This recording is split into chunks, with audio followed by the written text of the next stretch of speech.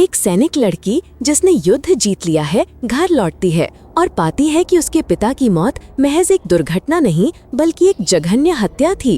क्या वो अपने पिता की हत्या का बदला ले पाएगी या फिर खुद उस प्रभावशाली समूह के हाथों जबरदस्ती और अपमान का शिकार हो जाएगी जिसने उसे मार डाला था? ये जानने के लिए आपको फिल्म ट्रिगर वार्निंग का ये रीकैप वीडियो अंत तक देखना होगा। अमेरिकी सेना सीरिया के दुर्गम इलाकों में छिपे आतंकवादियों के एक समूह का पीछा कर रही है। पीछा करते हुए आतंकवादी एक अमेरिकी सैन्य वाहन को पलट देते हैं। जब धूल जम जाती है तो वे अपने अड्डे की ओर भागने की तैयारी करते हैं, लेकिन अचानक कोई उन्हें एक एक करके खत्म करना शुरू कर देता है। अमेरिकी सेना पूरी तरह से पराजित नहीं हुई है। हमलावर लेफ्टिनेंट पार्कर है, जो एक कुशल महिला अधिकारी है जो दुश्मन की रेखाओं के पीछे छिपकर पूरे समूह का सफाया कर देती है। बचे हुए आतंकवादियों को पकड़ने के बाद पार्कर और उसकी साथी स्पीडर उन्हें पूछताछ के लिए सुरक्षित ले जाती हैं। एक अमेरिकी सैनिक गुस्से में कैदियों को गोली मारने की कोशिश करता है, लेकिन पार्कर उसे रोक देता है। मिशन सफल होता है। पार्कर और स्पीडर घर लौटने के लिए एयरबेस की ओर बढ़ते हैं। युद्ध क्षेत्र में सन्नाटा छा जाता है। ये एक ट्रिगर चेतावनी है। रास्ते में पार्कर को अपने दोस्त जेसी, जो स्थानीय शेरिफ है, का फोन आता है। वो उसे बताता है कि उनके शहर में भूस्खलन हुआ है। उसके पिता, जो एक खनिक हैं, मलबे में दब गए हैं। सदमे में पार्कर घर लौटते हुए आंसू रोकने की कोशिश करती है। अमेरिका लौटने पर पार्कर पुलिस स्टेशन जाती है, जहां उसकी मुलाकात जेसी से होती है। वो भूस्खलन का कारण नहीं बता पाता। घटना स्थल पर उसे पार्कर के नाम एक पत्र मिलता है। उसे शक है कि उसके पिता ने जानबूझकर ये दुर्घटना कराई होगी। पार्कर इससे इनकार करती है। उसके पिता मजबूत और दृढ़ हैं। उन्होंने निराशा के कोई संकेत नहीं दिखाए हैं और मिशन से पहले उसे एक उत्साहवर्धक पत्र भी भेजा था। कोई और सबूत न मिलने पर जैसी जांच रोक देती है और पार्कर को उसके परिवार की संपत्ति पर छोड़ देती है, जो एक छोटा सा बार था जहां बहुत कम ग्राहक आते थे। वो सोचती है कि अंतिम संस्कार के बाद वो इसे बेच देगी। अंदर वो अपने पिता, जो मेक्सिको की कुलीन इकाई के पूर्व सदस्य थे, की एक तस्वीर देखती है और मन ही मन प्रार्थना करती है। जैसे ही वो बार में अकेली बैठी होती है, एक कार बाहर आकर रुकती है। एक आदमी दरवाजे से अंदर आता है। पार्कर बिना किसी हिचकिचाहट के उस पर हमला करती है, लेकिन जब वो उसे पहचान लेती है तो चौंक जाती है। ये उसका पुराना दोस्त मिकी है, जो उसके पिता के साथ बार चलाता था और पत्थर की खदान में काम करता था। वो अपनी सतर्कता कम करती है और माफी मांगती है। वो मिकी से भूस्खलन के बारे में पूछती है और दृश्य देखने के लिए कहती है। दोनों खनन क्षेत्र की ओर जाते हैं और उस गुफा में प्रवेश करते हैं जिसे उसके पिता ने बनाया था। पार्कर को पालने के लिए मेक्सिको छोड़ने के बाद उन्होंने एक गुफावासी के रूप में काम किया। बचपन की यादें ताज़ा हो जाती हैं जब वो उसे गुफा में ले गए और उसे मार्शल आर्ट सिखाया। चट्टानों पर सूखा खून देखकर उसका दुख और गहरा हो जाता है। पार्कर गुफा की दीवारों पर काले निशान देखती है, जो ग्रेनेड के फटने जैसे लगते हैं। उसे शक है कि भूस्खलन मानव निर्मित था। पुष्टि करने के लिए वो एक ग्रेनेड उठाती है और मिकी के साथ एक सुरक्षित स्थान पर जाती है।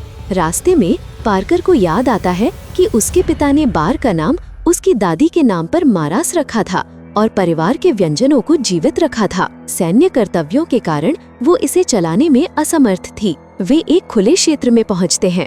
पार्कर एक पेन निकालती है और ग्रेनेड फेंकती है। विस्फोट से टूटी चट्टानों पर वही काले निशान रह जाते हैं। सबूत स्पष्ट है, किसी ने ये विनाश किया। अब सवाल ये है कि कौन? उसकी बेचैनी देखकर मिकी सुझाव देता है कि वे रात में शहर के एक बार में चलें। वहाँ उनकी मुलाकात जेसी के छोटे भाई एल्विस से होती है। एल्विस फ्लर्ट करता है और मजाक करता है, लेकिन पार्कर शांत रहती है। रात में निकलते समय उन्हें एक कार दिखाई देती है जिसमें हथियारबंद लोग सवार हैं। शक होने पर वे दूर से ही उसका पीछा करते हैं। वे लोग एक हार्डवेयर की दुकान लूटने की योजना बना रहे हैं। मिकी उन्हें अंदर घुसने से मना करती है, लेकिन पार्कर अकेले ही अंदर घुस जाती है। निहत्थे होने के बावजूद वो जल्दी से गिरोह को हरा देती है। लुटेरों को काबू करने के बाद उसे जमीन पर एक जानी पहचानी घड़ी पड़ी दिखती है, जो उसके चाचा की है। वो उसे लौटा देती है। वो उसे धन्यवाद देता है, उसके पिता की मृत्यु पर संवेदना व्यक्त करता है और पहले मदद न कर पाने के लिए माफी मांगता है। अगली सुबह पार्कर को दूर से एक धमाका सुनाई देता है। ये एल्विस द्वारा दागे गए रॉकेट प्रोपेल्ड ग्रेनेड का विस्फोट है। नागरिकों को बंदूकें रखने की अनुमति है, लेकिन ऐसे भारी हथियार सेना के लिए आरक्षित हैं। एल्विस ने या तो उन्हें चुराया था या तस्करी करके लाया था।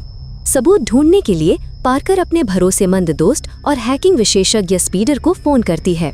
कुछ ही घंटों में स्पीडर खुलासा करता है कि एल्विस डार्क वेब पर हथियारों का अवैध धंधा चला रहा है। वो पकड़ा नहीं जाता क्योंकि उसके सीनेटर पिता उसे कानून से बचाते हैं। ये खबर सुनकर पार्कर को शक होता है कि एल्विस उसके पिता की मौत से जुड़ा है। स्पीडर उसे सावधान रहने और सबूत इकट्ठा करने की चेतावनी देता है। इस सलाह का पालन करते हुए पार्कर एल्विस और उसके साथियों का पीछा करते हुए एक सैन्य अड्डे तक पहुंचती है।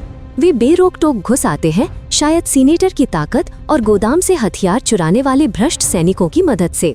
नजर पड़ने के बाद पार्कर मिकी और उसकी माँ से एल्विस के बारे में पूछता है। सभी को बस इतना पता है कि एल्विस कानून तोड़ता है और अपने पिता की ताकत पर निर्भर करता है। हथियारों की तस्करी के बारे में कोई जानकारी नहीं है। बाद में स्पीडर बताता है कि एल्विस उसके घर पर हथियारों का सौदा करने वाला है, जहां हथियारबंद लोग पहरा दे रहे हैं। पार्कर घर में घुस जाता है और उसे एक हिंसक संगठन के नेता को हथियार बेचते हुए पाता है, जो पूरे देश में अशांति फैला रहा है। उस रात पार्कर जेसी को अपने घर रात के खाने पर बुलाता है। वे अपने हाई स्कूल के दिनों को याद करते हैं, जब वे करीब थे उसके सैन्य अकेडमी जाने से पहले। जेसी अपने पिता की दयालुता के बारे में बात करता है और पछताता है कि वो अब उनका ऋण नहीं चुका सकता। वे तब तक पीते हैं जब तक उन्हें नींद नहीं आ जाती। खामोश रातों में पार्कर जाग जाता है, जेसी की पुलिस स्टेशन की चाबी चुरा लेता है और स्टेशन में घुस जाता है। वो अपने पिता की मृत्यु से संबंधित सभी फाइलें इकट्ठा करती है। फिर उनके शव को देखने के लिए शव परीक्षण कक्ष में जाती है। दुख उसे घेर लेता है। ठंडे कमरे में अकेले वो अपने पिता की हत्या का बदला लेने की कसम खाती है। अंतिम संस्कार के कई दिनों बाद पार्कर की हालत में सुधार होने लगता है। एक शाम वो जेसी और उसके पिता एज के साथ खाना खाती है। एज एक भ्रष्ट राजनेता, खुलेआम घमंडी है और लैटिनो लोगों के बारे में परोक्ष रूप से नस्लीय टिप्पणियां करता है। माहौल तनावपूर्ण हो जाता है। भोजन के दौरान स्पीडर को एक फोन आता है कि एल्विस को एक खनन स्थल पर देखा गया है। वो तुरंत वहां से चली जाती है। घटना स्थल पर पार्कर एल्विस की कार के टायरों को काट देता है और गुफा में प्रवेश करता है। एल्विस अपने दिवंगत पिता के सोफे पर बैठा है और अपने समूह के सामने लैटिनो लोगों का मजाक उड़ा रहा है। गुस्सा फूट पड़ता है। हमला करने से पहले वो बाहर आग लगी हुई देखती है। एल्विस के आदमियों ने उसके पिता के बार में आग लगा दी है। वो उन्हें रोकने के लिए दौड़कर अंदर जाती है। पार्कर आग लगाने वालों को मार देता है, लेकिन इमारत नहीं बच पाती। पिता का सामान राख में बदल जाता है। गुस्से में वो वापस आती है और एल्विस को बुरी तरह पीटती है। जेसी आता है और उसे गिरफ्तार कर लेता है। पार्कर को पता चलता है कि जेसी ईज के राजनीतिक अभियान के लिए एल्विस को हथियारों के व्यापार में मदद कर रही है। जल्द ही स्पीडर एक वकील भेजता है जो पार्कर को रिहा करवाता है। वकील खदान स्थल पर सबूत ढूंढता है, लेकिन जेसी से टकराव के बाद गायब हो जाता है। अगले दिन एजे का परिवार जेल में पार्कर को प्रताड़ित करता है और पूछता है कि क्या उसके पिता ने कोई सबूत छोड़ा है। वे स्वीकार करते हैं कि उन्होंने अपने पिता को इसलिए मार डाला क्योंकि उन्होंने उनके हथियारों के सौदे को रोकने की कोशिश की थी। वे खदान के सीसीटीवी फुटेज से डरते हैं जो उनकी पोल खोल सकता है। एजे कहती है कि अगर पार्कर उन्हें सारे सबूत दे दे तो वो अपना गुनाह कबूल कर लेगा। पार्कर ने पहले ही हथकड़ियां खोल दी हैं। वो एजे और उसके बेटों पर हमला करती है, लेकिन पुलिस उन्हें खत्म नहीं कर पाती क्योंकि वे परिवार के पक्ष में हैं। अब वो एक कोठरी में है। वो जेसी की कार चुराकर भाग जाती है। लड़ाई के जख्म गहरे हैं और वो सड़क पर बेहोश हो जाती है। इस बीच एल्विस और उसका गिरोह मिकी के घर पर पार्कर को ढूंढ लेते हैं।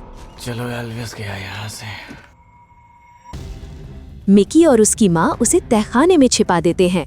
जब पार्कर होश में आता है तो वो उसे बताती है कि एल्विस उसके पिता की मौत के लिए जिम्मेदार है और उसे सजा देने की कसम खाती है।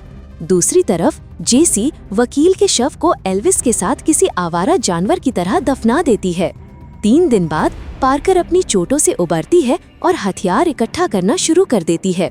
वो अपने भरोसेमंद लोगों से बंदूकें और गोलियां उधार लेती है, फिर अपने चाचा से चाकू मांगती है। इस बीच एज और जेसी चिंतित हैं।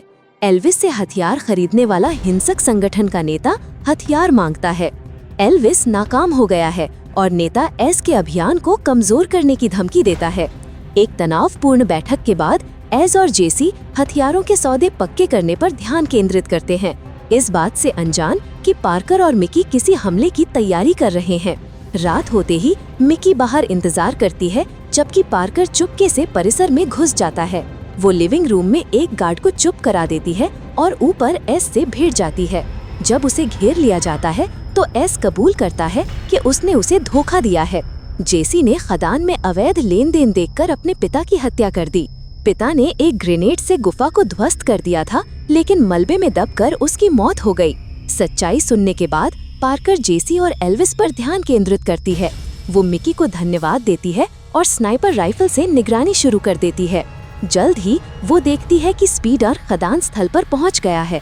एल्विस के आदमी उसे घेर लेते हैं। पार्कर गोली चलाकर बीच बचाव करता है, लेकिन उन्हें रोक नहीं पाता। अपने साथी को बचाने के लिए वो गुफा में प्रवेश करती है। अंदर जेसी और एल्विस संगठन के नेता से बहस कर रहे होते हैं। इसी दौरान पास में हथियारों से भरी एक कार में विस्फोट हो जाता है। ये पार्कर का जाल है, जिसे उन्होंने अभी तक नहीं देखा है। अफरा तफरी का फायदा उठाकर वो स्पीडर को बचा लेती है, फिर उसे सुरंगों में दुश्मनों का शिकार करने ले जाती है। वे अंधेरे रास्तों में हमलावरों से अलग हो जाते हैं।